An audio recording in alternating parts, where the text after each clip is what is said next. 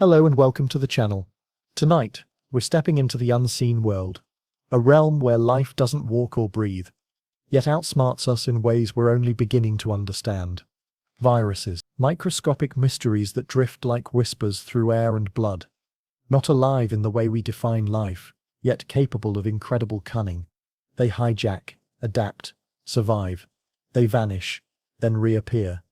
And some have learned to coexist, while others evolve faster than we can catch them. How is it that something so small, so silent, can rewrite the rules of biology, of medicine, of survival itself? It's strange, isn't it, that something so endlessly fascinating is meant to help you fall asleep. But here, curiosity is gentle, and even the sharpest truths can feel soft when spoken slowly, like secrets shared in the dark. If this quiet space brings you calm or wonder, we'd love for you to like or subscribe. It helps this peaceful corner of the world grow, one sleepy mind at a time. And if you're still awake, tell us where you're listening from. What time is it in your part of the world? We're always amazed by the constellation of listeners, stretching from quiet villages to bustling cities, each one looking for a little rest, a little understanding. Now, let yourself breathe, in and out. Unclench your jaw, let your spine sink. Feel the stillness beginning to wrap around you, like a warm, invisible blanket. You're safe here, you're heard. And as your body settles and your mind softens, we'll begin our journey into the strange brilliance of viruses.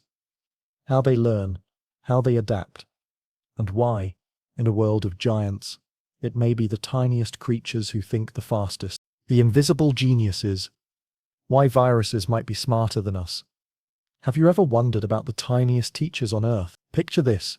You're lying in bed with a mild cold, tissues scattered around like fallen leaves.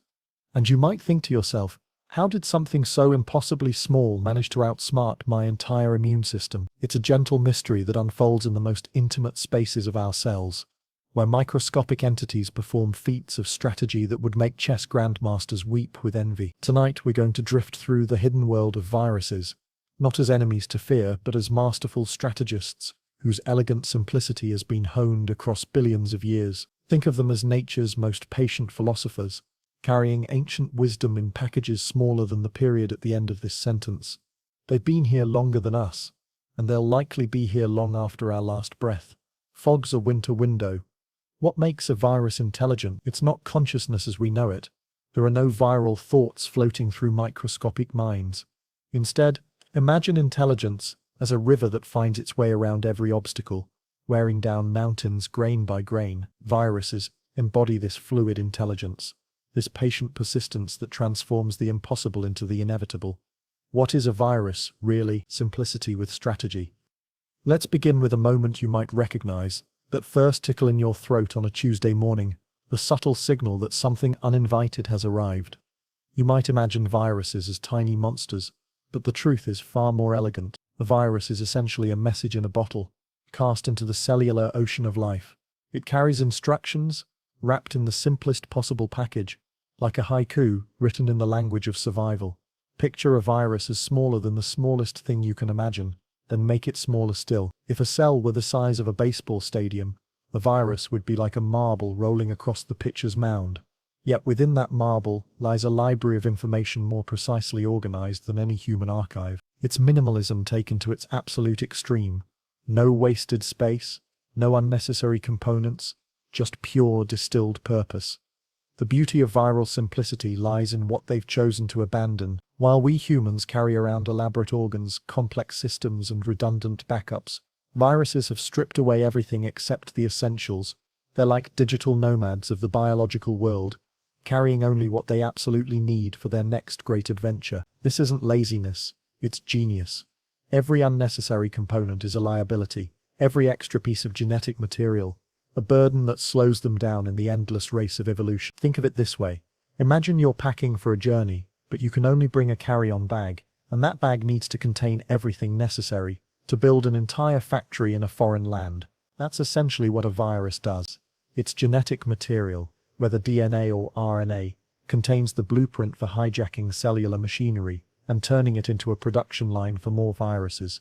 It's like sneaking an entire manufacturing plant into a country by disguising it as a tourist's luggage. But here's where the poetry begins to emerge from the science. Viruses don't just randomly stumble into cells, they've evolved specific keys for specific locks. Each virus has developed surface proteins that fit cellular receptors like a key sliding into a lock that was made just for it. It's as if they've been studying their hosts for millennia, learning every secret, every weakness, every hidden entrance.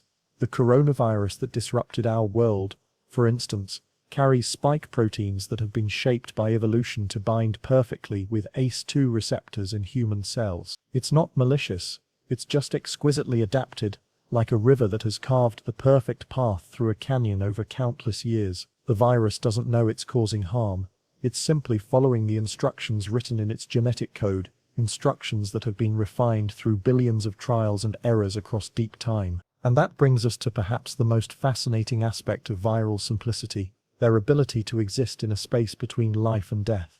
Viruses occupy a twilight realm that challenges our very definition of what it means to be alive. Outside a host cell, they're essentially inert, crystalline structures that could sit unchanged for decades, like seeds waiting for the perfect spring. But the moment they encounter the right cellular environment, they spring into action with a precision that puts Swiss clockwork to shame. This liminal existence, neither fully alive nor completely dead, might be their greatest strategic advantage. They don't need to waste energy on metabolism, on maintaining themselves, on all the exhausting work of staying alive. Instead, they can wait, patient as ancient stones, until the perfect moment arrives. It's a kind of biological meditation, a mastery of stillness that allows them to conserve energy for the moments that truly matter. Consider how elegant this strategy becomes when viewed across geological time. While complex organisms rise and fall, build elaborate civilizations of cells and then collapse under the weight of their own complexity, viruses persist. They're like the minimalist philosophers of biology, having discovered that sometimes the secret to endurance lies not in adding more, but in taking away everything that isn't absolutely essential. Born to survive. How viruses outsmart extinction. In the quiet moments just before sleep, when your thoughts begin to drift and settle like snow, imagine the greatest survivors in Earth's history. Not the mighty dinosaurs who ruled for millions of years, but couldn't adapt to sudden change. Not the clever mammals who built tools and societies but remain vulnerable to their own success. The true champions of survival are the viruses, ancient entities that have witnessed the rise and fall of countless species, weathering every extinction event like boats riding out storms that sink larger ships. There's something almost mystical about viral endurance. Picture the early Earth, a violent place of volcanic eruptions and asteroid impacts, where the atmosphere itself was toxic to most life as we know it. Yet even then, in those primordial oceans, viral ancestors were already perfecting their craft. They've survived the great oxygenation event that poisoned the atmosphere for anaerobic life. They've endured ice ages that turned the planet into a snowball. They've witnessed the asteroid impact that ended the age of dinosaurs, continuing their invisible work while giants fell around them. What makes viruses such masterful survivors? It begins with their relationship to failure. While we humans often view failure as something to avoid, viruses have built their entire existence around embracing it. Every time a virus replicates, it's essentially running an experiment. Most of these experiments fail. The new viral particles might be defective, unable to infect new cells, or so changed that they can no longer function. But viruses replicate in such enormous numbers that failure becomes a feature, not a bug. Imagine throwing 1,000,000 darts at a dartboard in complete darkness. Most will miss entirely, some will hit the outer rings, but a few, just a few, will find the bullseye. This is viral evolution in action. The vast majority of viral mutations are neutral or harmful, but the rare beneficial changes are preserved and passed on. It's like nature's own lottery system, where the price of each ticket is incredibly cheap, but the potential payoffs are enormous. This strategy becomes even more impressive when you consider viral generation times. While humans reproduce over decades, and even bacteria might take 20 minutes to double, some viruses can complete their entire life cycle in hours. They're living in fast forward, experiencing thousands of generations while we experience one. It's as if they're running evolution at high speed, testing countless variations while their hosts are still figuring out what hit them. But speed alone isn't enough to explain viral survival prowess. The real genius lies in their diversity strategies. Viruses don't put all their genetic eggs in one basket.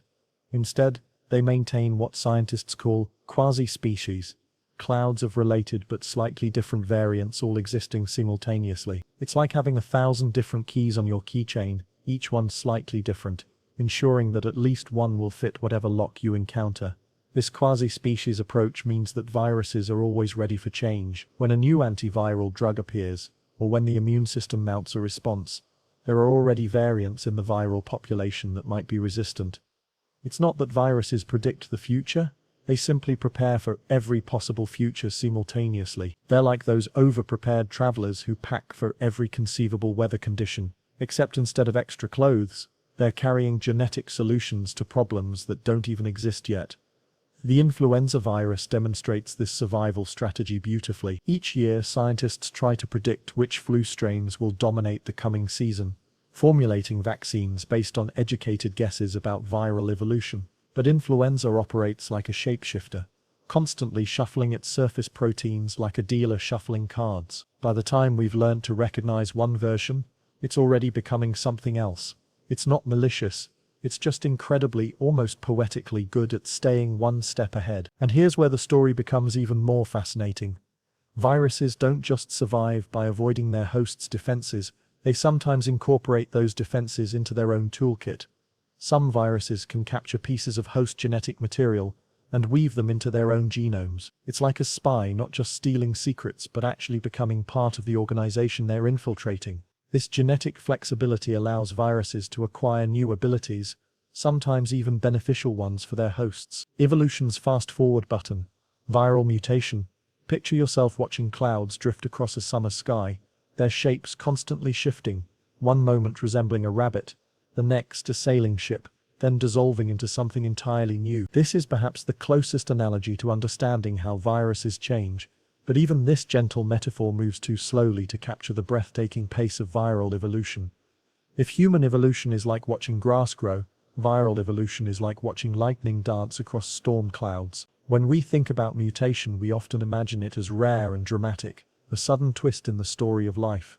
But for viruses, mutation is as constant and natural as breathing. Every time a virus replicates, it's playing a subtle game with the laws of chemistry and physics, and these laws occasionally introduce tiny typos into the genetic script. These aren't mistakes in any meaningful sense, they're opportunities, potential doorways to new ways of existing. Imagine viral replication as an ancient scriptorium, where countless monks are copying manuscripts by hand. Even the most careful scribe occasionally makes a small error, perhaps changing one letter or skipping a word. Most of these errors make the text less readable, but every so often a change might improve the story, making it more compelling, or adding a new layer of meaning. For viruses, each replication is like creating thousands of these hand-copied manuscripts simultaneously, each one a slightly different version of the original story. The mathematics of viral mutation are almost dreamlike in their scale. A single infected cell might produce thousands of new viral particles, and each one of those particles carries the potential for change. The human immunodeficiency virus, or HIV, demonstrates this principle with almost artistic precision. Within a single infected person, HIV replicates so rapidly and mutates so frequently that the viral population after just a few months contains more genetic diversity than all of humanity combined. It's as if one person were carrying within themselves an entire civilization of microscopic possibilities. This rapid mutation rate creates what scientists poetically call an error catastrophe threshold, a mathematical boundary beyond which a virus would mutate so quickly that it would lose the ability to maintain its essential functions. It's like a jazz musician improvising. There's tremendous freedom to explore new melodies, but always within the structure that makes the music recognizable. Viruses dance right at the edge of this threshold, maintaining just enough stability to function while embracing just enough change to adapt. The beauty of viral mutation becomes most apparent when we consider how it interacts with selective pressure. When viruses encounter obstacles, whether from immune responses, antiviral drugs, or changes in their host environment, it's as if they're water encountering rocks in a stream. The viral population doesn't consciously decide to change. Instead, those variants that happen to flow around the obstacles most successfully become more common, while others fade away like echoes.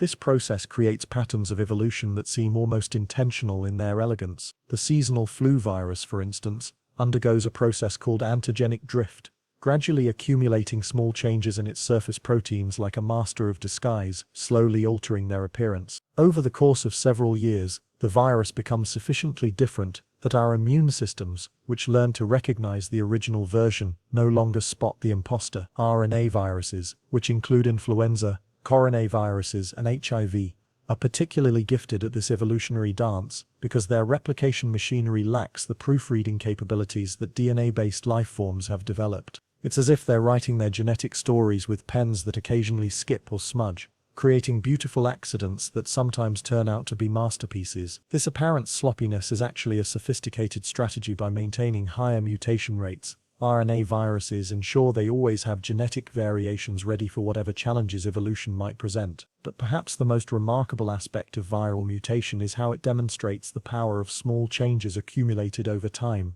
Each individual mutation might be barely detectable, like a single brushstroke on a vast canvas. But when thousands of these tiny changes accumulate across millions of viral generations, they can create entirely new capabilities. A virus that once infected only animals might develop the ability to infect humans. A virus that once caused mild symptoms might become more severe, or conversely, a deadly virus might evolve to become gentler, recognizing that keeping its host alive longer serves its own reproductive interests. The shapeshifters. No vaccine stays ahead for long. In the theater of human imagination, we often cast viruses as villains, dark, unchanging forces that we can defeat with the right combination of science and determination. But the reality is far more nuanced, more like a dance between ancient partners who know each other's moves intimately. Viruses don't remain static targets waiting to be conquered. They're shapeshifters, constantly reinventing themselves in response to our countermeasures. It's not personal. It's evolution in its purest form, as natural and inevitable as water finding its way downhill. Consider the influenza virus, nature's master of reinvention. Each year, scientists around the world engage in a sophisticated form of fortune-telling, trying to predict which variants of flu will dominate the coming season. They gather in rooms filled with data and expertise, analyzing viral samples from across the globe, looking for patterns in the genetic tea leaves. Based on these predictions, they formulate vaccines, molecular keys designed to fit the locks they expect to encounter. But influenza operates on a different timeline than human planning. While we're developing vaccines for this year's predicted strains, the virus is already several moves ahead in the evolutionary chess game. It's like trying to photograph a butterfly in flight. By the time the shutter clicks, the butterfly has moved to an entirely different position. The virus we're preparing to face has already begun transforming into something else, reshaping its surface proteins like an actor, changing costumes between scenes. This constant transformation happens through several elegant mechanisms. Antigenic drift is the gentle, constant change, like sand slowly reshaping a shoreline. Small mutations accumulate in the genes that code for surface proteins, gradually altering the virus's appearance to our immune system. It's evolution through patient persistence, changing just enough, just slowly enough to stay ahead of our recognition without losing its essential viral identity. Then there's antigenic shift, which is more dramatic, like tectonic plates suddenly lurching into new positions. This occurs when two different flu viruses infect the same cell and exchange genetic segments, creating hybrid offspring with entirely new combinations of surface proteins. It's viral reproduction through collaboration, creating genetic novelty that can catch immune systems completely off guard. The great flu pandemics of history, 1918, 1957, 1968, 2009, all resulted from these dramatic genetic reshuffling events. The challenge this creates for vaccine development is almost philosophical in nature. We're essentially trying to hit a moving target with arrows that take months to craft. By the time we've identified a viral strain, understood its structure, developed a vaccine, tested it for safety and efficacy, and manufactured it in sufficient quantities, the original virus has had time to explore thousands of new evolutionary possibilities. It's like trying to paint a portrait of someone who ages a year every minute you spend mixing colors. This isn't to say vaccines are ineffective, far from it. They represent one of humanity's greatest triumphs over infectious disease, but their relationship with rapidly evolving viruses is more complex than simple victory over defeat. Think of it instead as an ongoing conversation between human ingenuity and viral adaptability. with each side responding to the other's moves in an endless dance of adaptation and counter-adaptation. The coronavirus pandemic offered us a real-time lesson in viral shapeshifting. We watched as SARS-CoV-2 spawned variant after variant. Alpha, Beta, Gamma, Delta, Omicron, each one exploring different strategies for survival and transmission. The virus wasn't consciously trying to evade vaccines, it was simply following the mathematical imperatives of evolution. Those viral lineages that happened to be less recognizable to vaccine-trained immune systems gained a competitive advantage and became more common. What makes this particularly fascinating is how viruses sometimes paint themselves into evolutionary corners. The pressure to evade immune recognition can push viruses toward changes that make them less fit in other ways. It's like a spy who becomes so focused on maintaining their cover that they forget their original mission. Some viral variants become better at evading antibodies, but worse at binding to cellular receptors, or more transmissible, but less severe in their effects. This creates what scientists call evolutionary trade-offs. The virus can't optimize everything simultaneously. It's constrained by the physics and chemistry of protein folding, by the need to maintain essential functions while changing its appearance. These constraints give us reason for hope, suggesting that viral evolution isn't an endless escalation, but rather a complex dance with inherent limitations. Masters of infiltration, breaking into cells like hackers. In the quiet moments before dawn, when the world exists in that liminal space between night and day, imagine the most sophisticated infiltration happening right within your own body, not through locked doors or secured networks, but through cellular gateways that have existed for billions of years. Viruses are perhaps nature's most elegant hackers, not through malicious intent, but through an evolutionary mastery of biological systems that rivals any human-designed security breach. The process begins with reconnaissance that would impress any intelligence agency. Viruses don't randomly attack cells. They've spent millions of years learning to recognize specific molecular signatures on cellular surfaces. These signatures, called receptors, are like name tags that cells wear to identify themselves to their neighbors. A liver cell carries different markers than a lung cell, and a human cell displays different patterns than a bird cell. Viruses have evolved to read these molecular signatures with extraordinary precision. Picture the coronavirus spike protein, the now famous protrusion that gives these viruses their crown-like appearance. This protein has been sculpted by evolution to fit perfectly with ACE2 receptors found on certain human cells, particularly in the lungs, heart, and kidneys. The fit is so precise that scientists describe it like a lock and key. But that analogy doesn't capture the dynamic, almost liquid nature of this molecular interaction. It's more like two dancers who have practiced the same routine for years, moving together with fluid grace. But gaining access is only the first challenge. Once a virus binds to a cellular receptor, it must still convince the cell to let it inside. Cells are naturally suspicious of foreign objects and have elaborate security systems designed to keep unwanted visitors out. So viruses have evolved multiple strategies for slipping past these defenses, each one more elegant than the last. Some viruses trigger the cell to engulf them through a process called endocytosis, essentially tricking the cell into eating them. It's like a Trojan horse strategy, where the virus presents itself as something the cell wants to consume. The cell wraps the virus in a membrane bubble and brings it inside, unaware that it's just invited a molecular factory into its private workspace. Other viruses take a more direct approach, fusing their outer envelope with the cell membrane like two soap bubbles merging into one. This fusion process is orchestrated by specialized proteins that undergo dramatic shape changes when they encounter the right chemical conditions. These proteins are like molecular machines, engineered by evolution to perfection. They remain stable during the virus's journey between cells. But when they detect the specific pH and chemical environment inside a cellular compartment, they spring into action like origami unfolding in reverse. The influenza virus demonstrates this fusion strategy with particular elegance.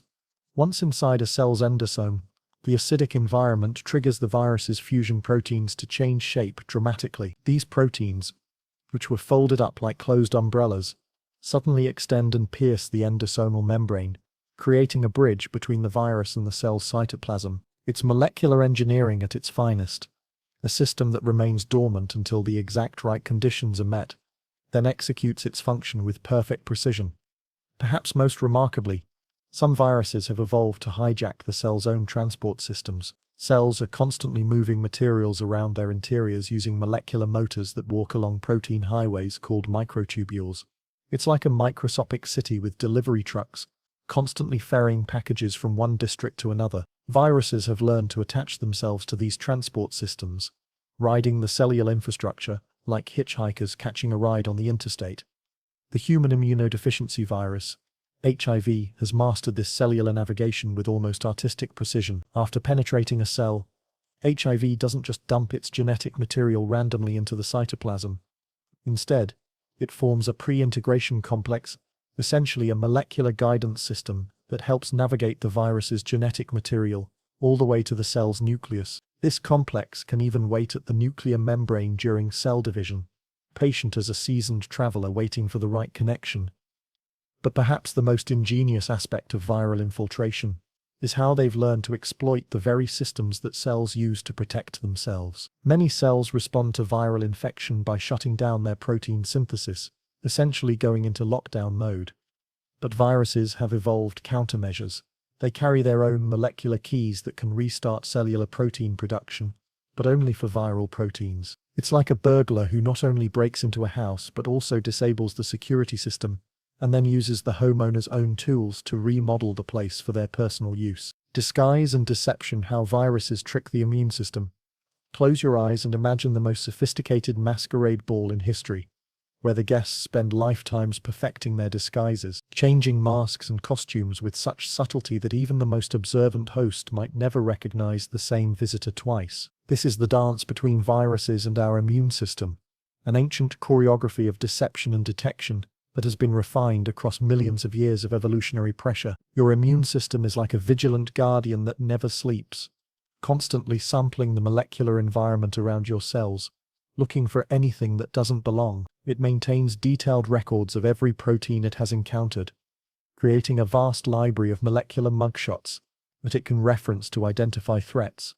This system is remarkably effective against most invaders, but viruses have evolved to be the master shapeshifters of the biological world. The most elegant viral disguise is molecular mimicry, the art of looking like something you're not.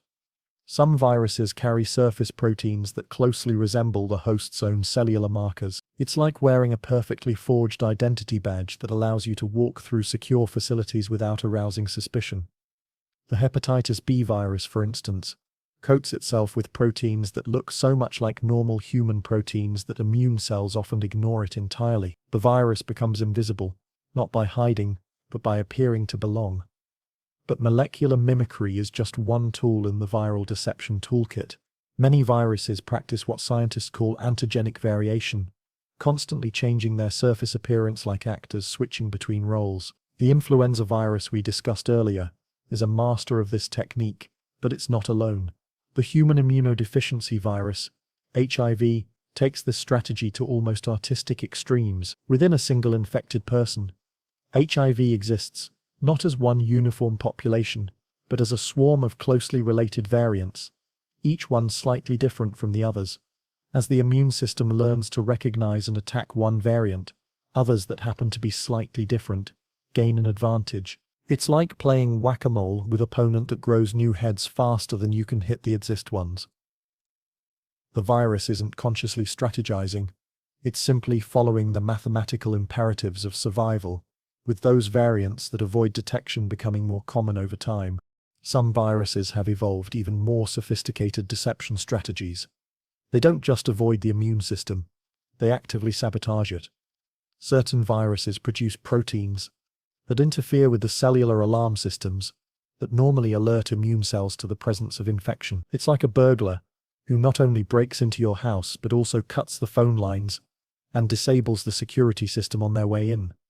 The Epstein-Barr virus, which causes mononucleosis and is linked to several cancers, demonstrates this sabotage strategy with particular finesse. It produces proteins that mimic human interleukin-10, a molecule that normally helps regulate immune responses. By flooding the system with fake regulatory signals, the virus essentially convinces the immune system to stand down creating a permissive environment for viral replication. But perhaps the most philosophically intriguing aspect of viral immune evasion is how some viruses have learned to use the immune system's own tools against it. Antibodies, those Y-shaped proteins that normally neutralize viruses by binding to their surface proteins, can sometimes be turned into Trojan horses. Some viruses have evolved to use antibody binding as a mechanism for enhanced cellular entry, a phenomenon called antibody-dependent enhancement. This creates a paradoxical situation where the immune system's attempt to neutralize a virus actually helps it spread more effectively. It's like giving someone directions to avoid a dangerous neighborhood, only to discover that your helpful guidance actually leads them straight through the area you were trying to help them avoid. Dengue virus is notorious for this strategy, which is why second infections with different dengue strains can sometimes be more severe than first infections. The temporal dimension of viral deception adds another layer of complexity to this biological arms race. Some viruses don't try to avoid the immune system immediately. Instead, they lie dormant within cells for months or years, waiting for the right moment to emerge. The varicella zoster virus, which causes chickenpox in children, demonstrates this patience beautifully. After the initial infection resolves, the virus retreats to nerve cells where it remains quietly hidden, invisible to immune surveillance. Decades later, when the immune system weakens with age or stress, the virus emerges from its cellular hiding places and travels along nerve pathways to cause shingles. It's like a sleeper agent that was planted during childhood, waiting for the perfect moment to reveal itself. The virus doesn't actively harm its host during this dormant period. It simply waits, patient as stone, for conditions to become favorable for replication. The long game. Latency, dormancy, and patient waiting. In the gentle rhythm of your breathing, in the quiet spaces between heartbeats, there exist ancient passengers that have mastered perhaps the most sophisticated survival strategy ever evolved: the art of waiting. While we humans often think of life in terms of constant activity and growth, some viruses have discovered that true mastery lies in knowing when to act and when to remain perfectly still, like seeds waiting for the ideal spring. Imagine viral latency as a form of biological meditation, a state of profound stillness that can last for decades while the virus maintains perfect awareness of its cellular environment. These dormant viruses aren't dead or inactive in any meaningful sense. They're more like hibernating bears, conserving energy while remaining exquisitely sensitive to changes in their surroundings that might signal the right time to awaken. The herpes simplex virus offers us one of the most elegant examples of this patient strategy. After the initial infection, perhaps a cold sore that appears during a stressful time in your life, the virus doesn't simply disappear when the symptoms resolve. Instead, it retreats along nerve pathways like a traveler following an ancient road, eventually reaching the nerve cell bodies where it establishes what scientists poetically call latent infection. In these neuronal sanctuaries, the virus essentially goes to sleep. But it's a very special kind of sleep. The viral DNA integrates with the cellular machinery, but most viral genes remain switched off, like lights in a house whose occupants have gone on a long journey. Only a few genes remain active, just enough to maintain the viral presence and monitor conditions, like a security system that keeps watch while everything else powers down. This latent state can persist for years or even decades, with the virus waiting for the precise combination of circumstances that will favor reactivation. Stress, illness, immunosuppression, even changes in hormone levels can serve as wake-up calls, signaling to the dormant virus that conditions might be right for reproduction. It's a strategy that demonstrates an almost mystical understanding of the rhythms of human life. What makes viral latency particularly fascinating is how it represents a form of biological patience that far exceeds human timescales. We might plan for retirement 30 years in the future, but viruses routinely maintain dormant infections for entire human lifetimes. The varicella zoster virus that causes chickenpox can remain latent in nerve cells for 80 years or more, emerging as shingles only when the immune system weakens with advanced age.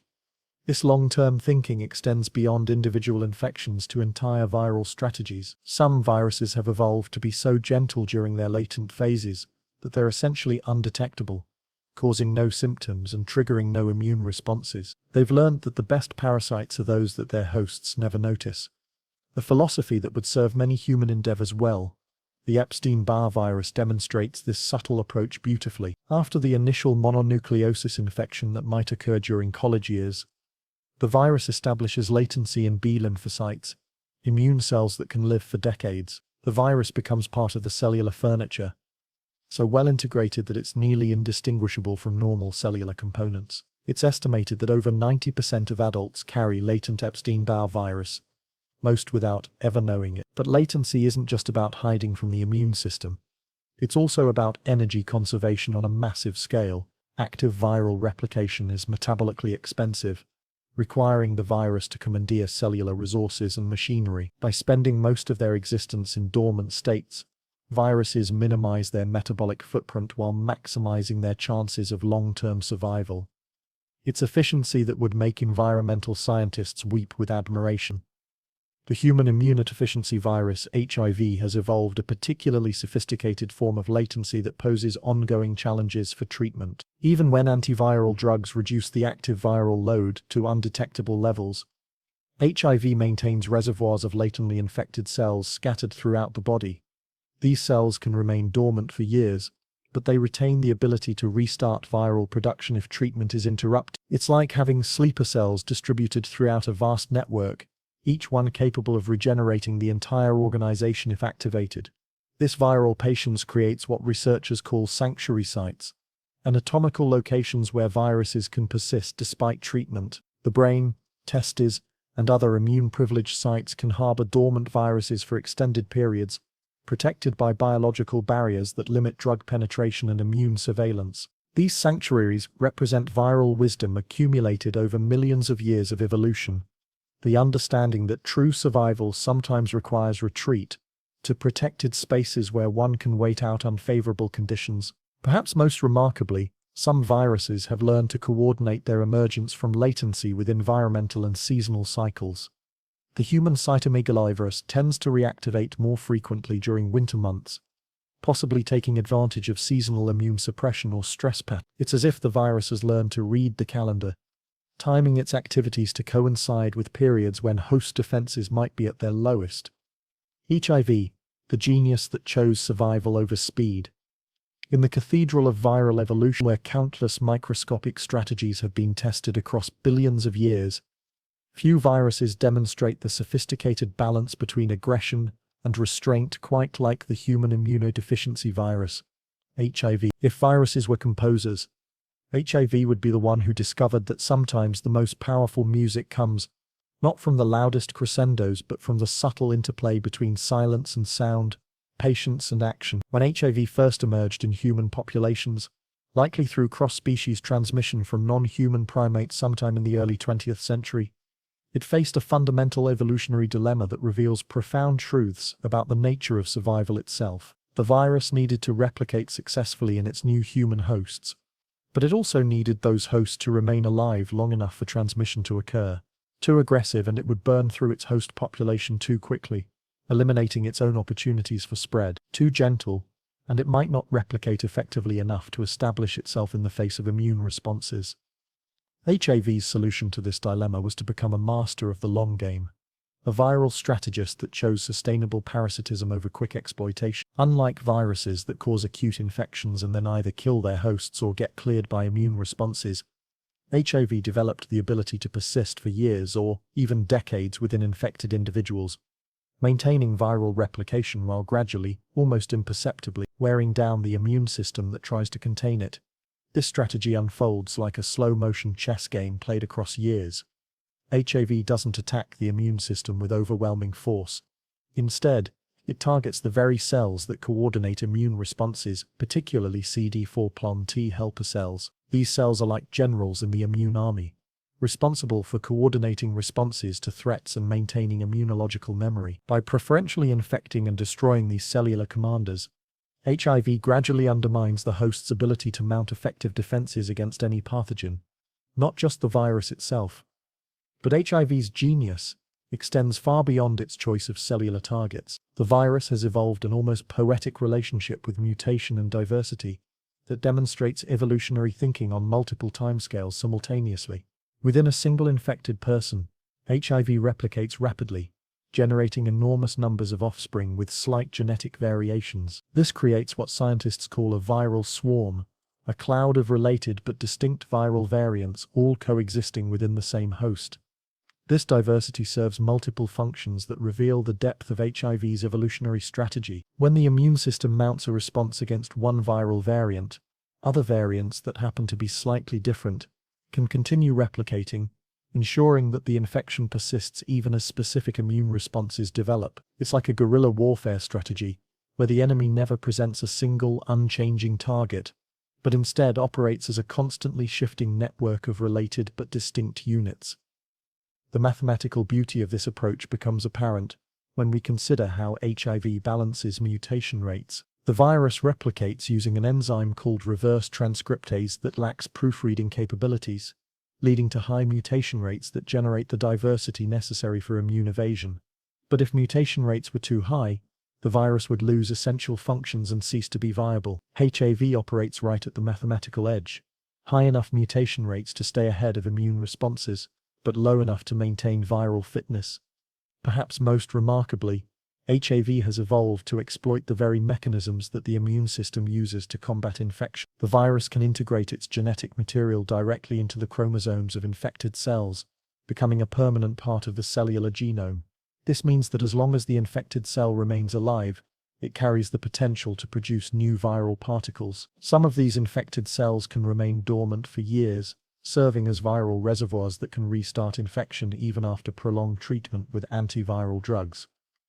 This integration strategy represents a form of biological immortality that philosophers might envy. By becoming part of the host's genetic legacy, HIV achieves a kind of persistence that transcends individual viral particles. The virus doesn't just infect cells, it becomes them in a sense, creating hybrid entities that are part human, part viral, existing in a liminal space that challenges our understanding of biological identity.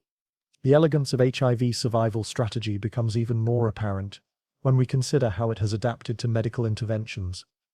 When antiretroviral drugs were first introduced, many hoped they would quickly eliminate the virus from infected individuals, but HIV's evolutionary flexibility allowed it to respond to these pharmaceutical pressures with the same patient adaptability it had shown to immune responses. Drug-resistant variants emerged not through conscious planning, but through the same process of random mutation and selection that had allowed the virus to persist in the face of immune pressure. What makes HIV's approach to drug resistance particularly sophisticated is how the virus balances the costs and benefits of resistance mutations. Many drug-resistant viral variants are less fit than their drug-sensitive counterparts when drugs are absent. They replicate more slowly or bind less effectively to cellular receptors. This creates what scientists call a fitness cost for resistance. But HIV has evolved compensatory mutations that can restore fitness while maintaining drug resistance, demonstrating a level of genetic flexibility that continues to surprise researchers. The story of HIV also illustrates how viral intelligence operates on population levels, not just within individual hosts. The virus has spread through human populations using transmission strategies that seem almost calculated to maximize its reproductive success, while minimizing detection. HIV is transmitted through intimate contact, sexual activity, blood transfusion, mother-to-child transmission, all routes that tend to occur within close social networks rather than through casual contact. This transmission pattern has several advantages from the virus's perspective. It reduces the likelihood of causing obvious epidemics that might trigger immediate public health responses, and it ensures that transmission occurs primarily between individuals who are likely to have repeated contact, increasing the chances of successful infection. The virus doesn't announce its presence with dramatic symptoms like some other pathogens. Instead, it often remains silent for years, allowing infected individuals to unknowingly transmit the virus while feeling perfectly healthy. Flu, Ebola, and COVID: how viruses rewrite the rules. In the quiet theater of evolution, where the most dramatic performances often unfold without fanfare or applause, 3 viruses have demonstrated the remarkable flexibility of viral strategies, each one approaching the challenge of survival and transmission with a completely different philosophy.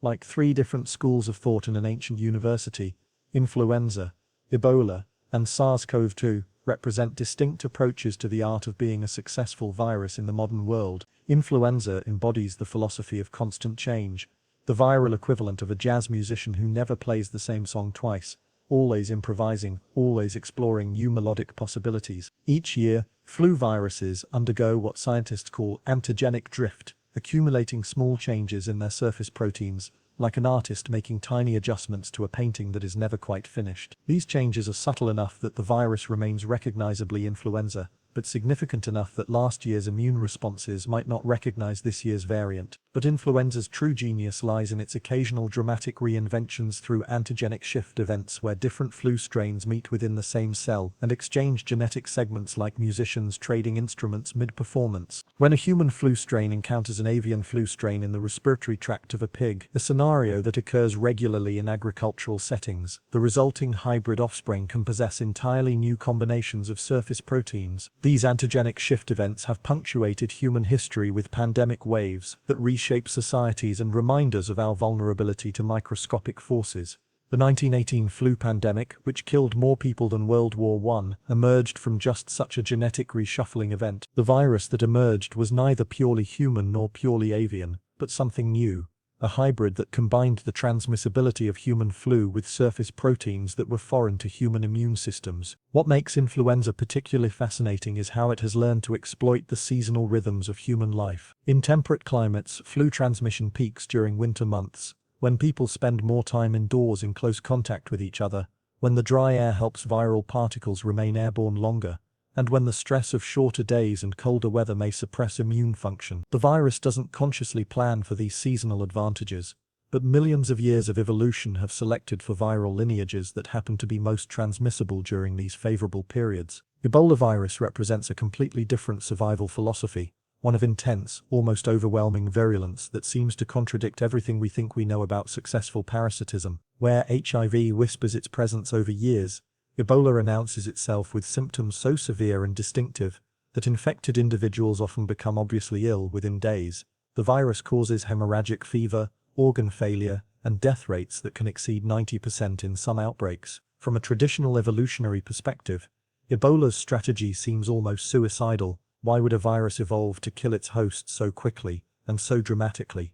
The answer lies in understanding Ebola's natural ecology and transmission patterns. In its primary reservoir hosts, likely fruit bats, Ebola appears to cause little or no disease, existing as a relatively benign passenger that occasionally spills over into other species. When Ebola infects humans, we're essentially witnessing a virus operating outside its natural context, like a deep-sea fish brought suddenly to the surface, where the pressure and environment are all wrong. The severe symptoms that Ebola causes in humans may be largely accidental, side effects of viral replication strategies that work well in bats but cause catastrophic damage in human cells. Yet even Ebola's apparent destructiveness reveals a certain viral logic. The dramatic symptoms, bleeding, vomiting, diarrhea, all serve to spread viral particles into the environment where they might encounter new hosts. The cultural practices that often surround death in affected communities, including ritual washing and handling of bodies, can create opportunities for transmission that the virus in a sense has evolved to exploit. It's a harsh strategy, but one that has allowed Ebola to persist in Central African ecosystems for millennia.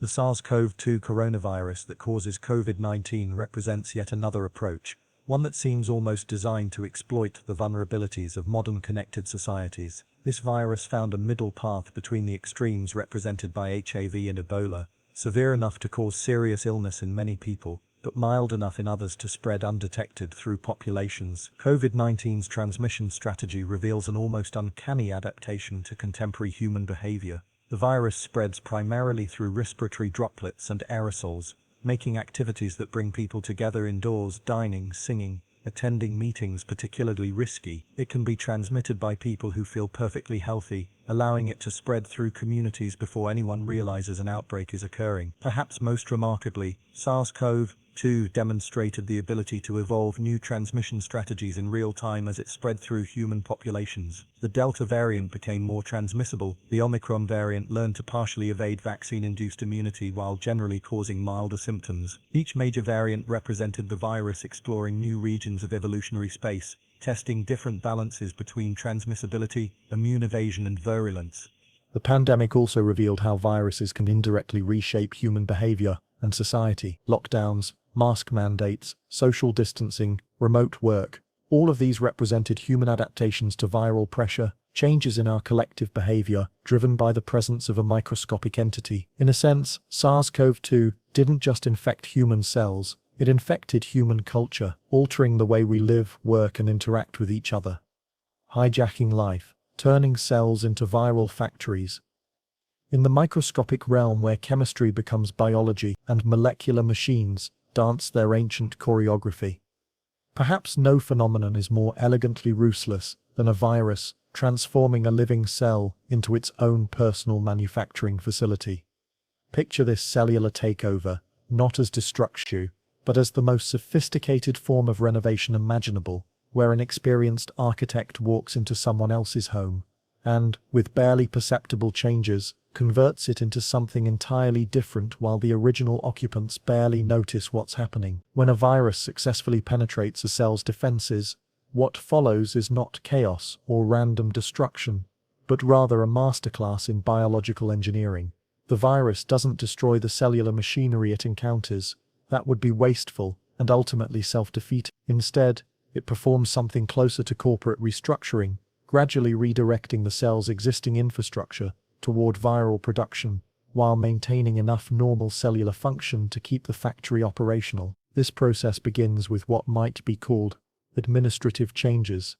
The virus introduces its genetic material into the cellular environment, but rather than immediately commandeering every system, it often starts by making subtle modifications to cellular gene expression. It's like a new management team that doesn't fire all the workers immediately, but instead gradually changes their job descriptions and priorities.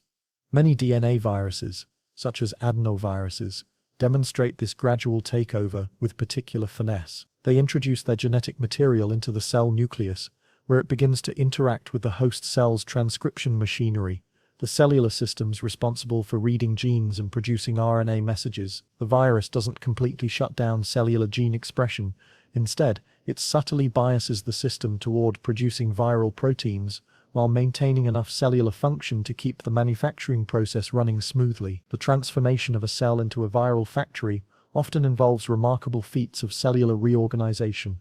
Some viruses induce the formation of entirely new subcellular structures, specialized compartments where viral replication can occur with maximum efficiency. These viral factories or replication complexes are like custom-built workshops within the cellular environment, optimized for viral production. Poliovirus, the pathogen that once terrorized parents worldwide before effective vaccines were developed, creates elaborate replication complexes that reshape the cell's internal membrane systems.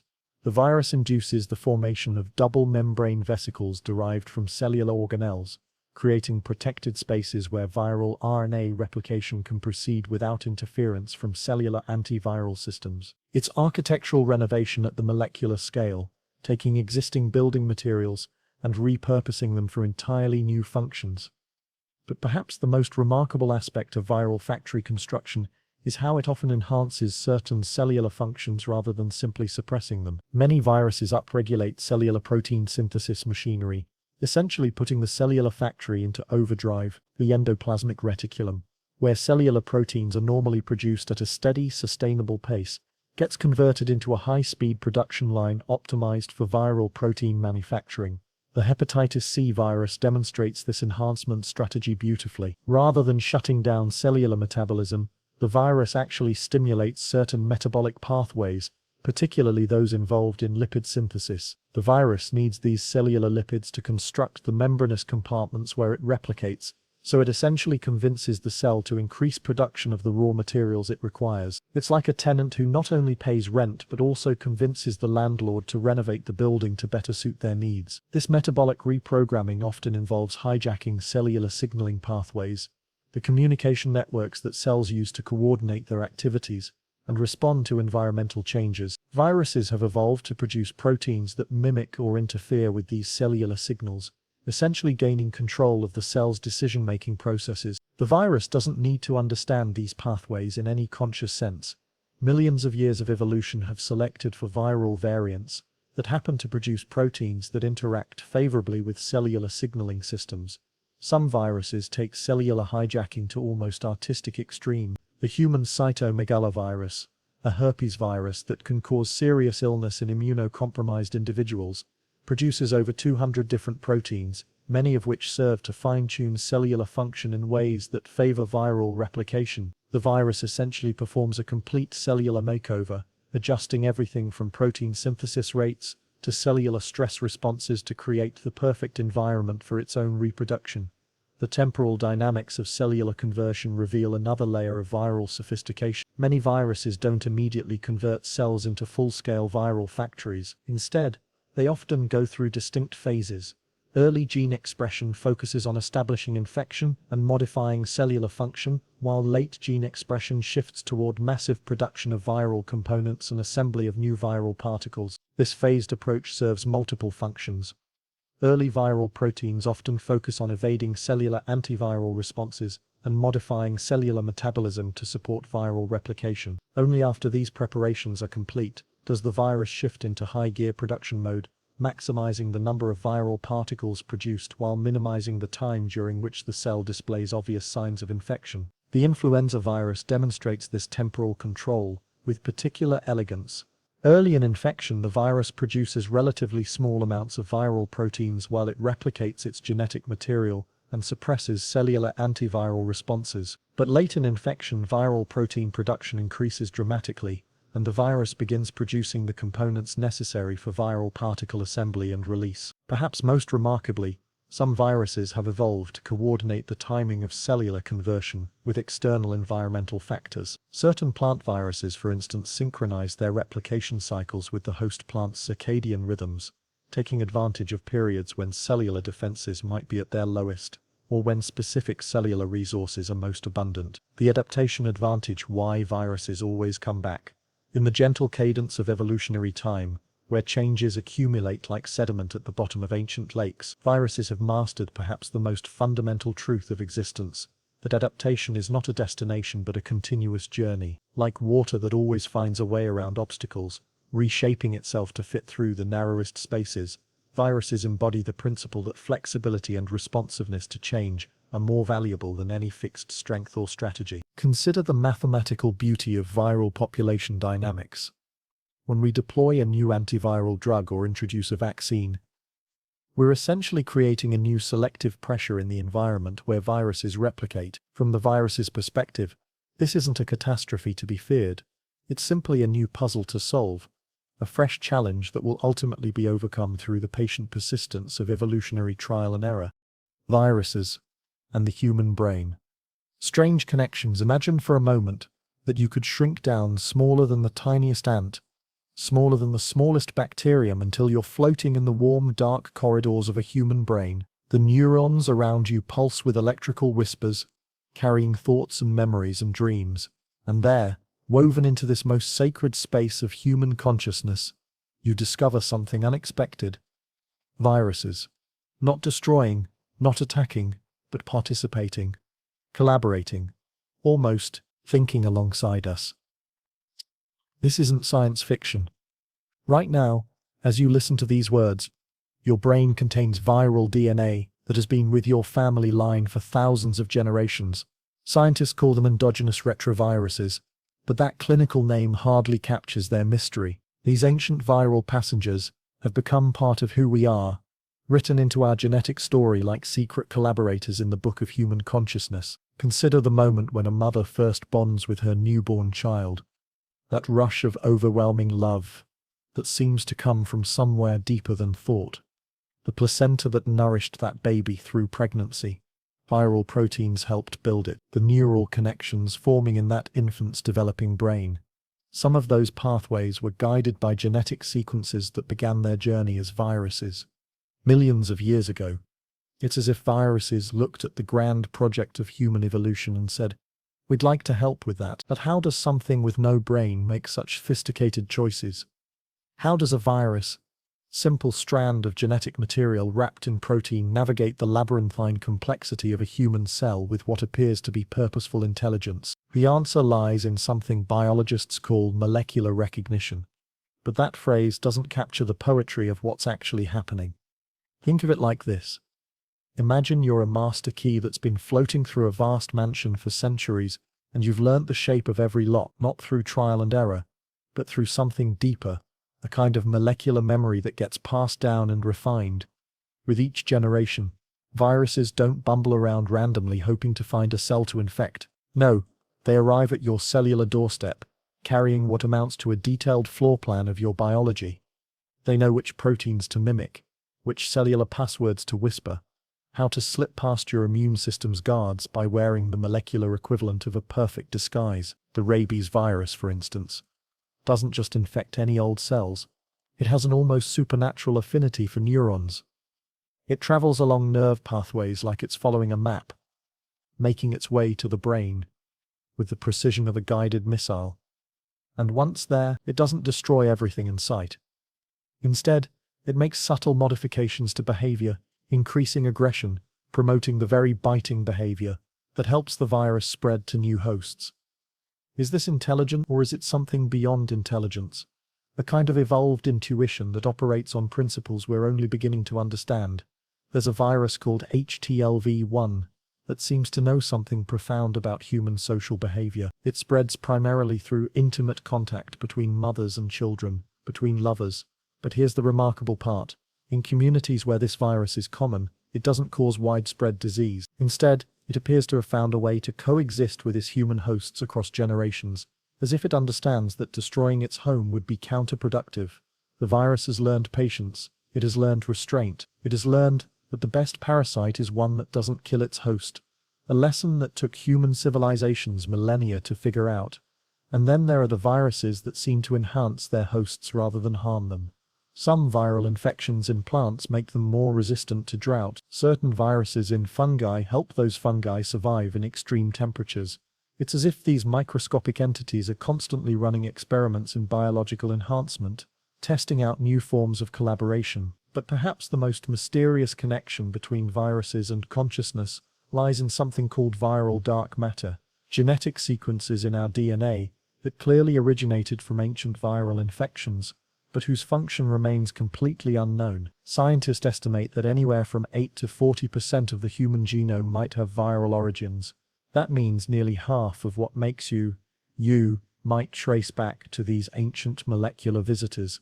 Think about that for a moment. Your creativity, your capacity for love, your ability to dream, all of these emerge from a brain built partly from viral blueprints.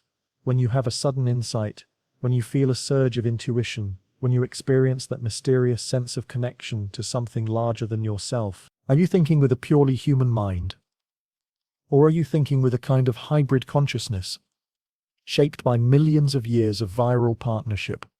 Some researchers have begun to wonder if consciousness itself might have viral origins. Not that viruses are conscious in the way we understand it, but the very mechanisms that allow for self-awareness, for complex information processing, for the ability to model and predict the behavior of others.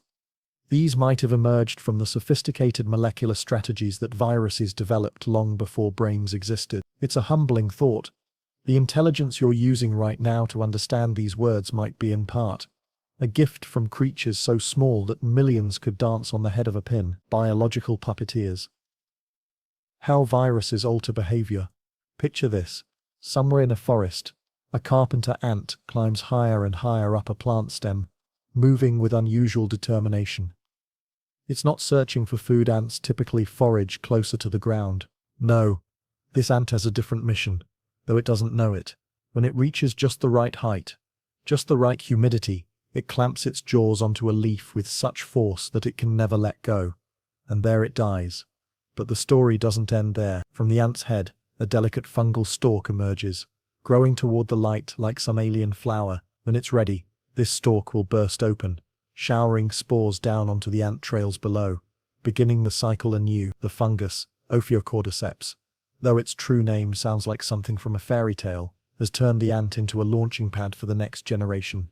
This isn't fiction, this is happening right now, in forests around the world, as part of nature's most sophisticated puppetry show. And while this particular puppeteer happens to be a fungus, viruses are the true masters of this art. What does it mean to control another creature's behavior? We humans like to think we're in charge of our own actions, that our thoughts and decisions emerge from some pure well of free will. But viruses have been in the business of behavioral modification for millions of years, longer than we've been having thoughts about anything. Consider the influenza virus, the ordinary flu that visits most of us from time to time. You might think its strategy is straightforward: infect, reproduce, spread. But influenza is far more subtle than that.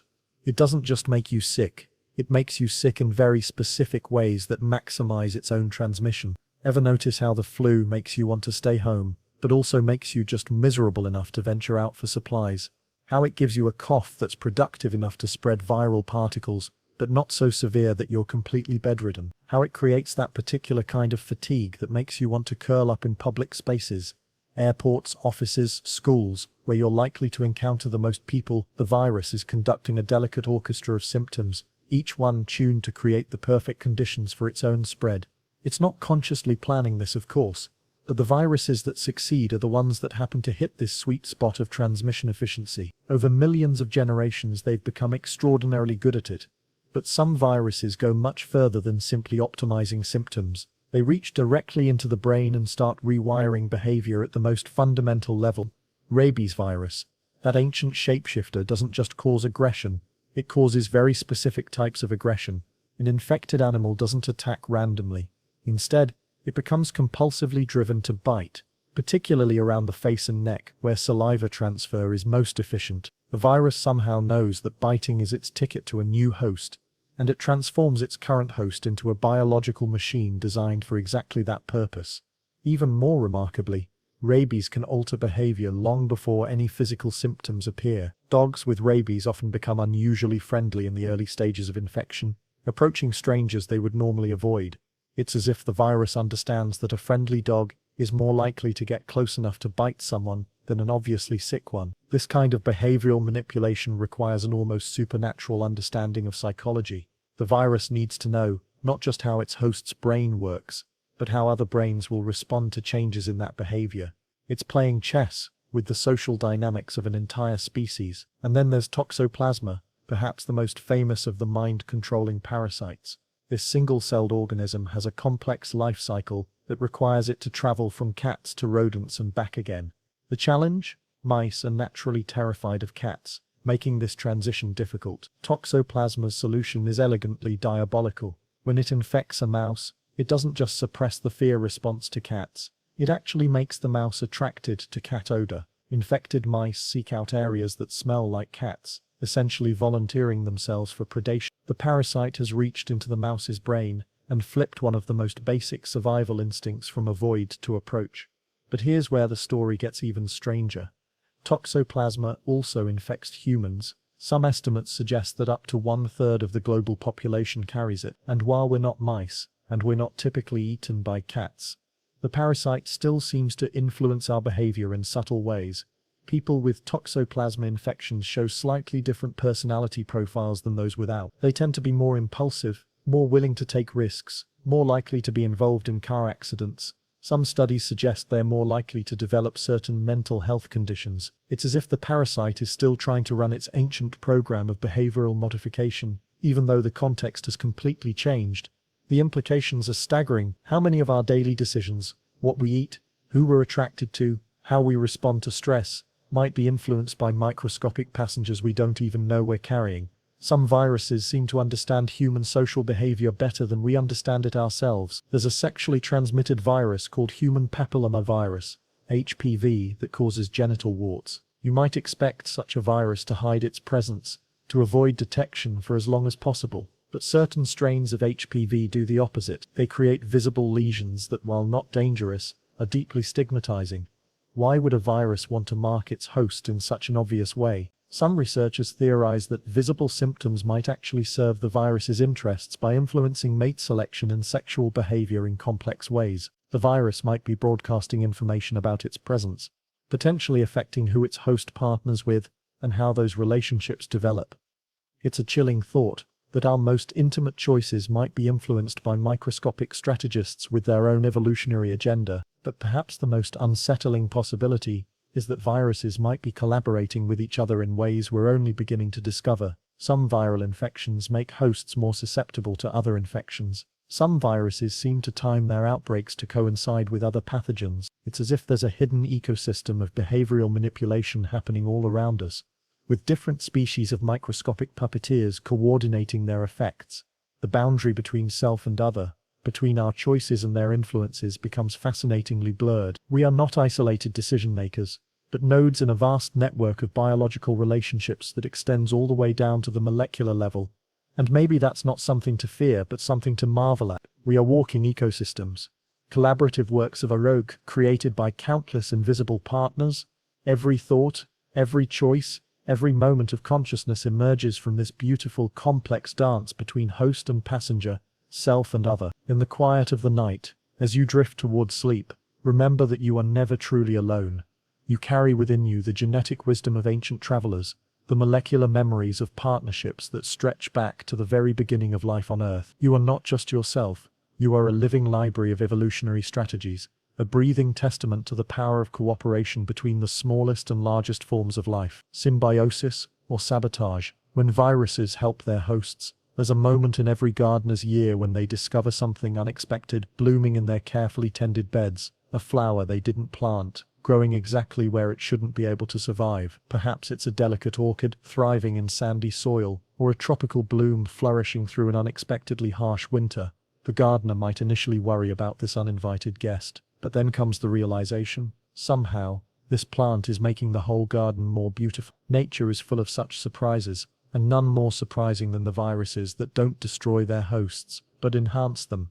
These molecular gardeners work in ways so subtle and sophisticated that we're only just beginning to understand their gifts. Deep in the volcanic soils of Yellowstone National Park, where temperatures soar beyond what most life can tolerate, there grows a grass called Dicanthelium laniginosum. It shouldn't be able to survive there. The heat would normally cook its cells, the soil chemistry would poison its root, yet it thrives, creating green oases in one of Earth's most extreme environments.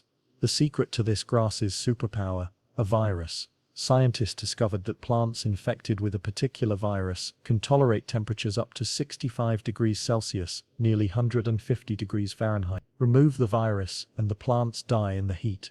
The virus isn't just along for the ride, it's actively protecting its host, producing proteins that help stabilize the plant's cellular machinery under extreme stress. But here's the truly remarkable part. The virus doesn't benefit directly from this arrangement. It's not using the plant's heat tolerance to spread more effectively or reproduce faster. Instead, it seems to be giving its host a gift with no immediate return expected. It's as if the virus understands that a thriving host creates a better world for everyone. This challenges everything we thought we knew about parasitism. We've been taught to think of viruses as selfish genetic pirates, taking what they need and leaving destruction in their wake. But what if some viruses are more like symbiotic artists? What if they're co-creating something beautiful with their hosts? Consider the strange case of the marine algae that paint our oceans in brilliant blooms of color. Some of the most spectacular algal displays, those ethereal swirls of turquoise and emerald that can be seen from space, are actually collaborations between algae and their viral partners. The viruses help regulate the algae's growth, preventing them from consuming all available nutrients and crashing into extinction. It's a delicate dance of restraint and abundance. The viruses act like wise elders, whispering to their hosts, "Not too fast, not too much, there will be tomorrow, and tomorrow's children need resources too." And then there are the viruses that seem to function as biological software updates, carrying useful genetic tools from one organism to another. Horizontal gene transfer, scientists call it, but that clinical term doesn't capture the poetry of what's actually happening. Picture viruses as microscopic messengers, carrying genetic innovations across the tree of life like traders along ancient silk roads. A virus might pick up a gene for antibiotic resistance from one bacterium and deliver it to another species entirely. Or it might carry genetic instructions for processing a new type of nutrient, or surviving in a different environment. These viral couriers are constantly facilitating genetic conversations between species that could never meet otherwise. Some researchers have begun to think of viruses as nature's internet, a vast network for sharing biological information across all forms of life. When a new challenge arises, climate change, pollution, new diseases, viruses help distribute potential solutions throughout the living world. They're evolution's way of crowdsourcing innovation. But perhaps nowhere is viral generosity more surprising than in the human body itself. We harbor numerous viruses that don't make us sick, but instead help maintain our health in subtle and essential ways.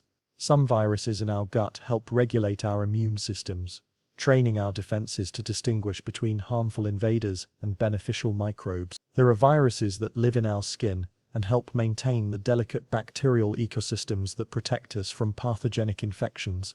Others reside in our respiratory systems, where they may help fine-tune our inflammatory responses. We're beginning to realize that these viral residents aren't just harmless hitchhikers, they're active participants in our well-being. The herpes virus family provides one of the most fascinating examples of this hidden collaboration. Yes, these viruses can cause uncomfortable symptoms, but they also appear to offer unexpected benefits. Some research suggests that people who carry certain herpes viruses may have enhanced immune responses to other infections, as if the virus is serving as a kind of biological trainer, keeping the immune system alert and ready. Even more intriguingly, some herpes viruses seem to protect against certain types of cancer. The mechanism isn't fully understood, but it appears that these viruses may help activate immune cells that can recognize and destroy tumor cells. The virus that causes cold sores might also be helping to prevent something far more serious. This doesn't mean we should seek out viral infections. The relationship between risk and benefit is complex and highly individual, but it does suggest that our understanding of viruses as purely harmful agents is oversimplified. The reality is far more nuanced, far more collaborative. Consider the remarkable story of bacteriophages, viruses that specifically target bacteria. In an age when antibiotic resistance threatens to return us to a pre-modern era of untreatable infections, these bacterial hunters are emerging as potential saviors. Unlike antibiotics, which are like biological carpet bombs that destroy beneficial bacteria along with harmful ones, bacteriophages are precision weapons that target only specific bacterial species. But even more fascinating is how these viruses hunt. They don't just randomly attack bacteria, they seem to preferentially target the weakest, most vulnerable cells in a bacterial population. This selective pressure actually strengthens the remaining bacteria, creating more resilient microbial communities. It's as if the viruses are serving as evolutionary trainers, helping bacterial populations become stronger and more adaptable.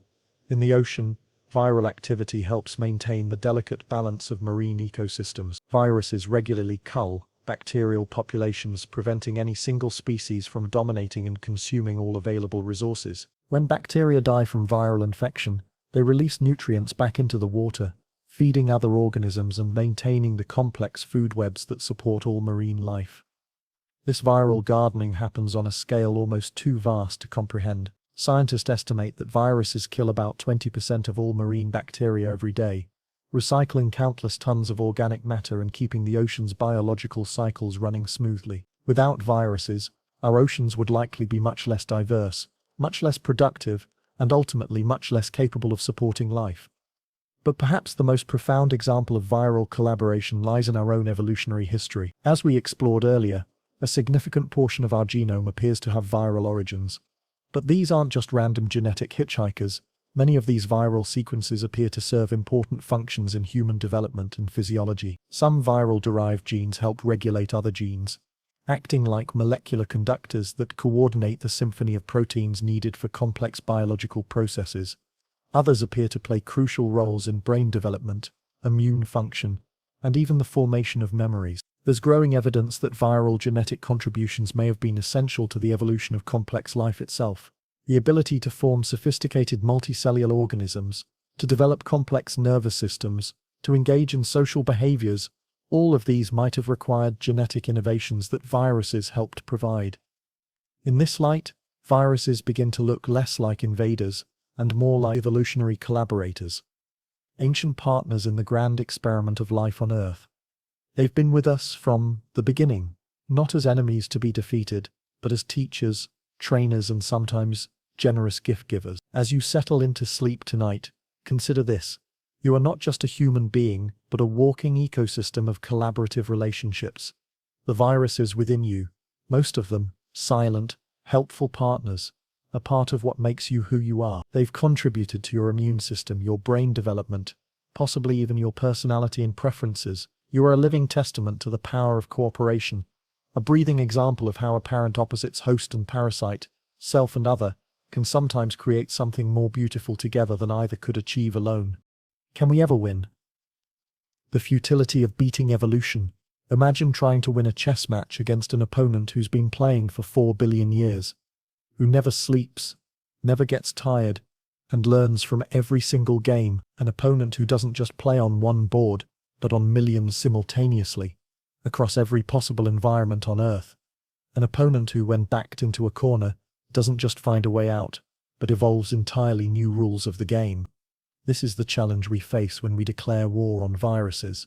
Every autumn, millions of people roll up their sleeves for flu shots, hoping to outsmart the influenza virus for another year. It's become such a routine ritual that we barely think about the profound futility hidden within it. This year's vaccine was designed based on last year's virus, a virus that no longer exists in quite the same form. By the time the needle enters your arm, influenza has already moved on, shifted, adapted, become something slightly but crucially different. It's not that the virus is consciously trying to stay ahead of us. Rather, it's that change is built into its very essence.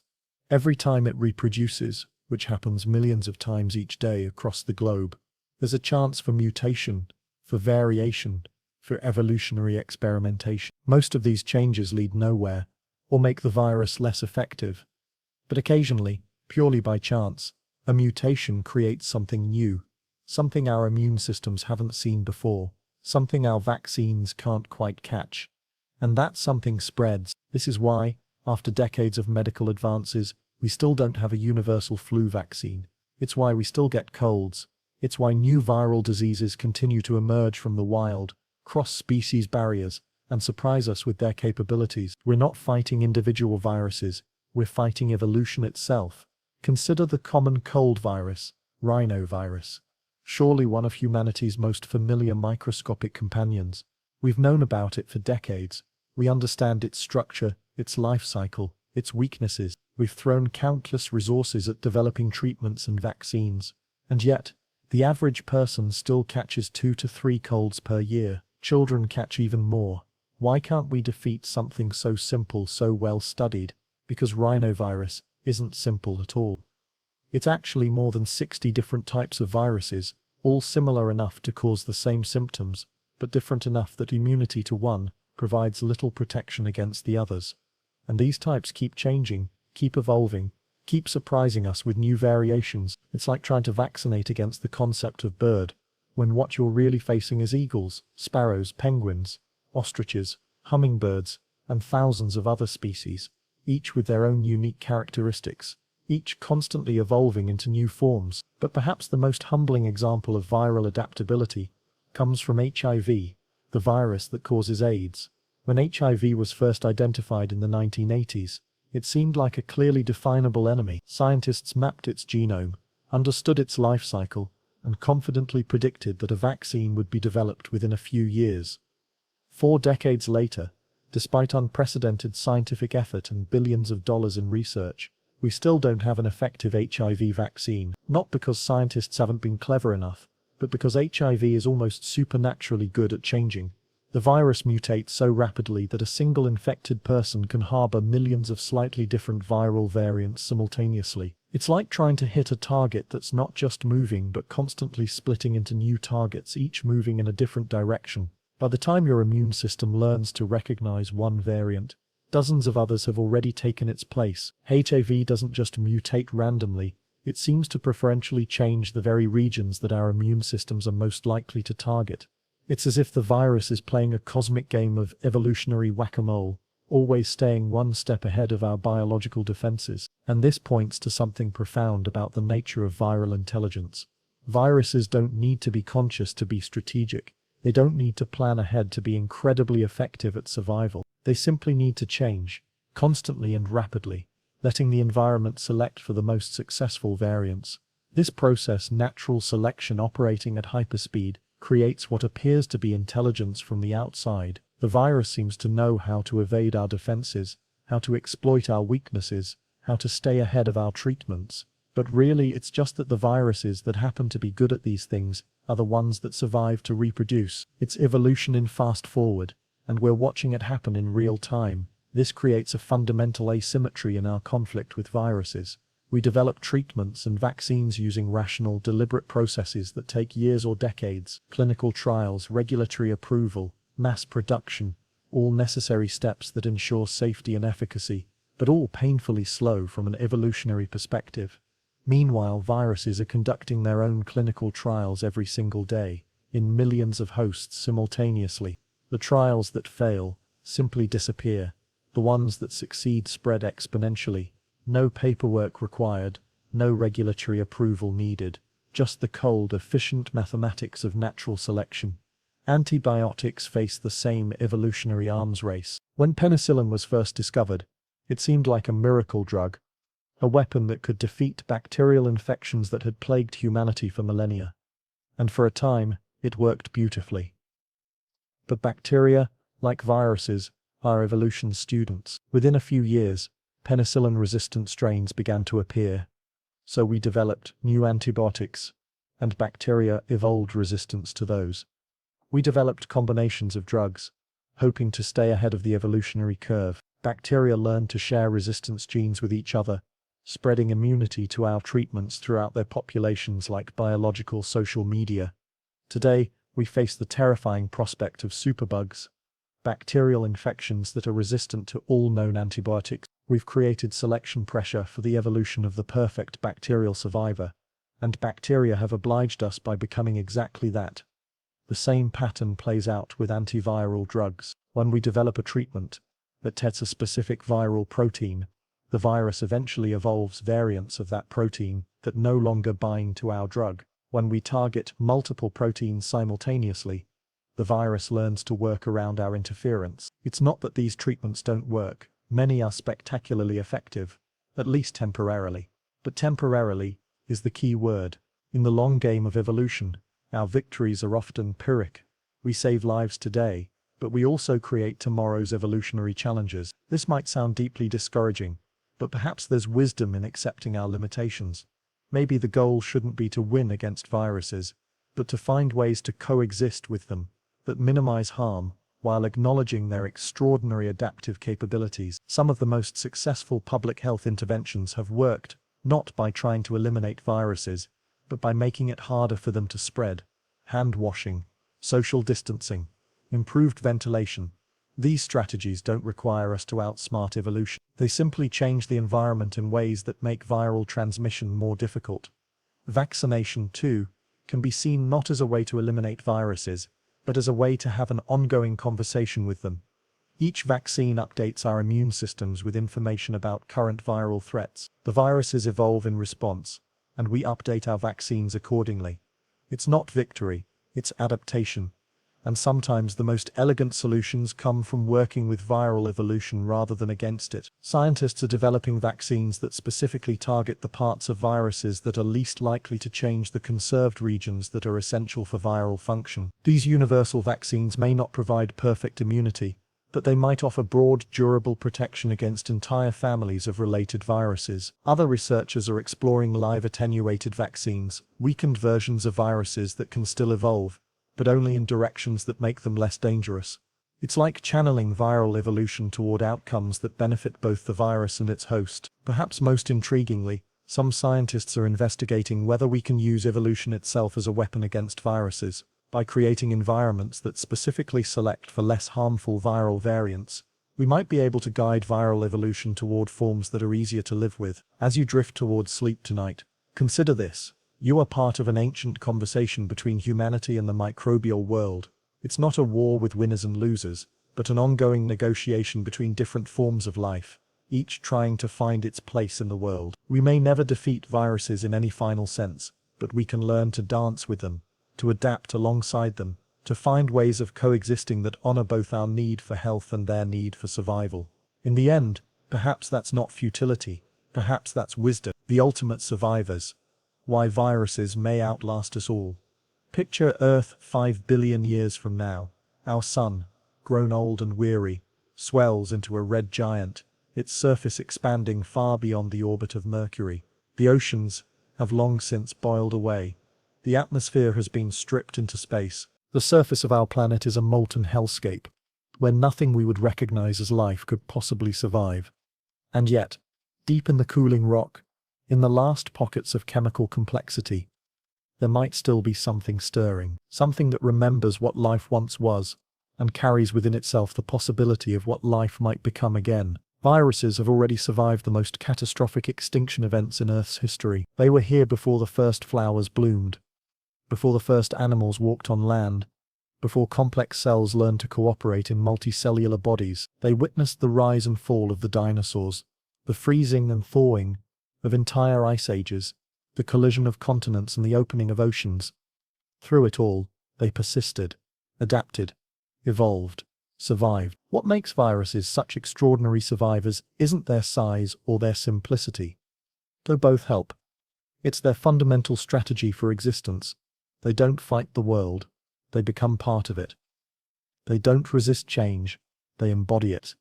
They don't try to maintain a stable form in an unstable universe. Instead, they make instability their greatest strength. Think about what survival means for most organisms. A tree needs soil, water, sunlight, the right temperature range, protection from diseases and storms. Remove any of these essentials, and the tree dies. A bird needs air to fly through, food to eat, materials for nesting, a climate that doesn't freeze or cook it. A human needs even more, not just physical resources, but social structures, technology, culture, meaning. But a virus needs only one thing: another life form to reproduce inside. As long as there's life anywhere in the universe, there's a potential home for viruses. They're the ultimate minimalists, carrying only the most essential information needed to copy themselves and leaving everything else to their hosts. This isn't laziness, it's genius. By outsourcing most of the work of living to other organisms, viruses have freed themselves from the constraints that limit every other form of life. They don't need to maintain complex cellular machinery, so they can't suffer from mechanical failure. They don't need to find food, so they can't starve. They don't need to regulate their body temperature, so they can't freeze or overheat. In essence, viruses have solved the fundamental problem of existence: how to persist in a universe that's constantly trying to tear you apart. Their solution is elegant in its simplicity. Don't build anything that can be torn apart. Instead, build something so minimal, so adaptable, that it can survive virtually any catastrophe by finding new ways to continue. Consider what viruses have already survived. The late heavy bombardment, 4 billion years ago, when Earth was being constantly pummeled by asteroids and comets. The Great Oxidation Event, when the first photosynthetic organisms filled the atmosphere with oxygen, a gas that was toxic to most life at the time. The Snowball Earth periods, when our entire planet may have been frozen solid for millions of years. The Permian-Triassic extinction, the most severe biodiversity crisis in Earth's history, eliminated 96% of marine species and 70% of terrestrial species. The asteroid impact that ended the age of dinosaurs, ice ages, volcanic supereruptions, massive climate shifts.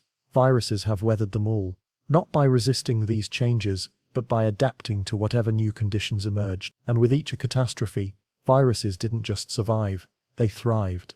Mass extinction events create new evolutionary opportunities, empty ecological niches waiting to be filled. As life struggled to recover from each disaster, viruses were there, helping to shape the evolutionary process, carrying genetic information between species, facilitating the emergence of new forms of life. This pattern suggests something profound about viruses' role in the story of life on Earth. They're not just passengers or parasites, they're facilitators, connectors, evolutionary catalysts. They help life adapt to new conditions by carrying innovations between species that could never share genetic information otherwise. In a sense, viruses function as life's backup system. When environmental pressures threaten to eliminate certain genetic innovations, viruses can preserve those innovations by incorporating them into their own genomes, carrying them through the crisis, and reintroducing them when conditions improve. This is why viruses may be the ultimate survivors, not just because they're individually resilient, but because they're essential to the survival of life itself. As long as there's any life in the universe, there will likely be viruses helping that life adapt, evolve, and persist. But their survival advantages go even deeper than ecological resilience. Viruses exist at the boundary between chemistry and biology, between the living and the non-living. This liminal existence gives them options that more complex organisms simply don't have. When conditions become too harsh for active reproduction, many viruses can essentially shut down, existing as inert particles, until circumstances improve. They can survive extremes of temperature, radiation, and chemical exposure that would instantly kill any cellular organism. They can drift through space, hibernate in ice for millions of years, persist in volcanic vents, endure in the vacuum of space. Some viruses have been successfully revived after being frozen in permafrost for tens of thousands of years. Others have been found thriving in the most extreme environments on Earth, inside nuclear reactors, in boiling hot springs, in the deepest ocean trenches, in clouds high in the atmosphere. They're not just surviving in these places, they're active, reproducing, evolving. It's as if viruses have figured out how to make a home anywhere that chemistry allows for complexity, anywhere that energy flows through matter in organized ways. This extraordinary adaptability suggests that viruses might survive not just Earth's future catastrophes, but potentially the end of Earth itself, if life ever spreads beyond our planet. Whether through natural processes like asteroid impacts launching microbe-laden rocks into space, or through human space exploration, viruses will almost certainly be along for the journey. In fact, viruses might be better suited for interplanetary travel than any other form of life.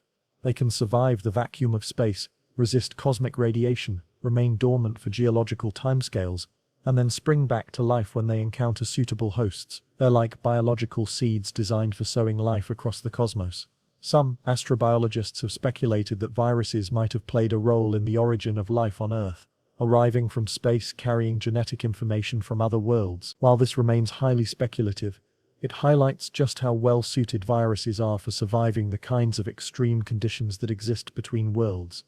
But perhaps the most remarkable aspect of viral survival isn't their individual resilience, it's their collective intelligence. Viruses don't just survive as isolated entities, they form vast, interconnected networks of genetic information sharing that span the entire biosphere. When a virus learns something new, how to evade a particular immune response, how to exploit a new type of cell, how to survive in a challenging environment, that information doesn't stay locked within a single viral lineage. Through processes like recombination and horizontal gene transfer, viral innovations can spread throughout the global viral community with remarkable speed. It's as if all viruses are connected to a kind of biological internet, constantly uploading and downloading survival strategies, sharing solutions to evolutionary challenges, collaborating in ways that individual organisms simply cannot match. This collective learning system means that viruses don't just adapt to new challenges, they remember solutions to old challenges, and can rapidly deploy them when similar situations arise. It's a form of evolutionary memory that operates on a planetary scale. Consider what this means for viral survival in the deep future. Even if a catastrophic event eliminated 99.99% of all viruses on Earth, the survivors would carry within their collective genetic memory the accumulated wisdom of billions of years of evolution. They would remember how to exploit every type of cell that had ever existed, how to survive every kind of environmental challenge they had ever faced, and they would use that memory to rapidly recolonize whatever new forms of life emerged from the catastrophe. This isn't science fiction, it's already happening. Modern viruses carry genetic sequences that trace back billions of years, ancient molecular fossils embedded in their genomes like evolutionary time capsules. They are living libraries of survival strategies, walking encyclopedias of biological possibility. But what happens when we push this thinking to its ultimate conclusion? What about the very end? The heat death of the universe, when all the stars have burned out, when space is expanded and cooled until no complex chemistry is possible anywhere. Even then, viruses might have one final survival strategy. Some theoretical physicists have speculated about forms of life that could exist in the far future universe, patterns of information and energy that could persist even in the cold, dark emptiness of space. These wouldn't be biological in any sense, we recognize, but they might represent a continuation of the same fundamental processes that define life today. If such post-biological life forms are possible, viruses, with their minimal hardware requirements and maximal information content, seem like the most likely candidates to make that transition. They're already more information than matter, more pattern than substance. The step from biological virus to pure information might be smaller than we imagine. This is deeply speculative, of course, but it highlights something profound about what viruses represent in the grand story of the universe. They're not just biological entities. They're embodiments of life's most essential characteristics, the ability to preserve, transmit, and evolve information over time. In that sense, Viruses represent life's ultimate answer to entropy, to the universe's tendency toward disorder and decay. They're packets of organization, carriers of complexity, guardians of the flame of information that makes life possible. As you settle into sleep tonight, surrounded by the quiet darkness, remember that you're part of an ancient partnership with these molecular survivors. They've been with life since the very beginning, and they'll likely be with it until the very end, whatever that end might look like. In your cells, in your genome, in the air you breathe. Viruses are quietly going about their ancient work of preservation and transformation. They're writing the next chapter in life's story, preparing for challenges we can't even imagine, carrying forward the accumulated wisdom of 4 billion years of evolution. You are part of their story, and they are part of yours. Together you represent life's greatest achievement, the ability to persist, to adapt, to survive, to find ways of continuing even when continuation seems impossible. In the vast darkness of space, on a small planet, orbiting an ordinary star, life has learned to dream. And in those dreams, in your dreams, viruses and humans dance together through time, partners in the most extraordinary story ever told. The story of consciousness emerging from chemistry, of meaning arising from molecules, of intelligence blooming in the infinite night. Perhaps that's what makes viruses truly special. They're not just survivors, they're enablers of survival, facilitators of the impossible, guardians of life's greatest secrets. They carry within themselves the keys to existence itself, the molecular wisdom that allows matter to organize, to grow, to become something more than the sum of its parts. And in the end, that might be the most profound intelligence of all. Not the ability to think, but the ability to help others think. Not the capacity for consciousness, but the gift of making consciousness possible. Sweet dreams, fellow traveler in the journey of life. You are never alone. You carry within you the ancient wisdom of the ultimate survivors, the quiet companions who have been with life since the very beginning, and who will be with it, in some form, until the very end.